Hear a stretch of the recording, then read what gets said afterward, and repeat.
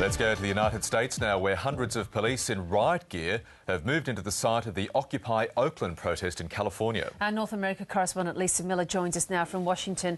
Lisa, good morning. The Occupy Oakland area, that particular protest, has been a real flashpoint for quite a few days now.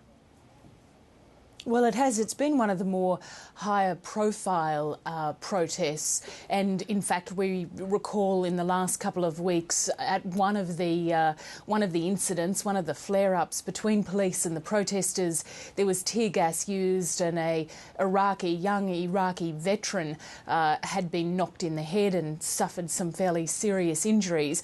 But the Mayor of Oakland had warned them that they needed to get rid of those tents out of this particular public area.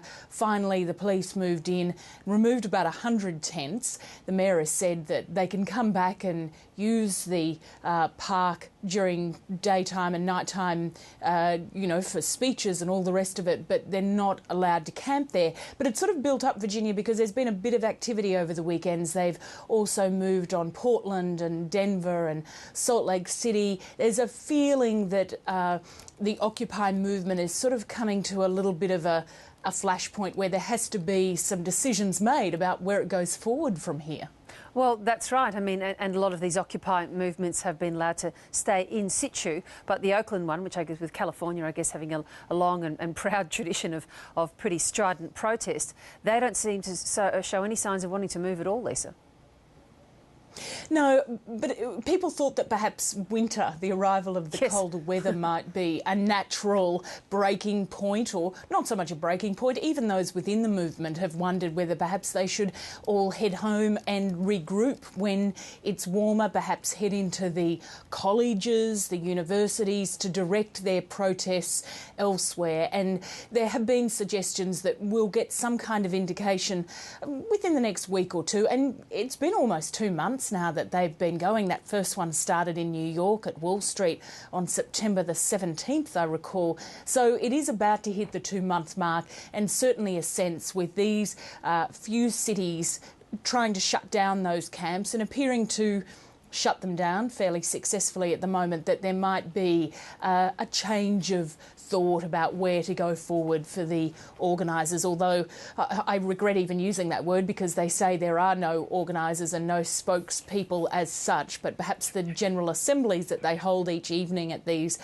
gatherings, that they may decide what's the best way now to get that message, that anger about wealth inequality, what's the best way to get that message across.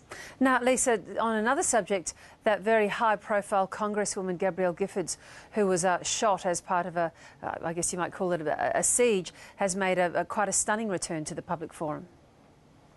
We're going to, in the next few hours, see the very first television interview with her, which is pretty amazing. Most people had given up hope in that initial few hours after the shooting that she would even be able to survive, let alone pull through to an extent where she'd be able to give an interview. But look, there's no illusions. It is clearly a complex and painstaking recovery that she has been underway. We see her with the shots that we've not seen before of her bald head immediately after the surgery, of such frustrating times during the recovery.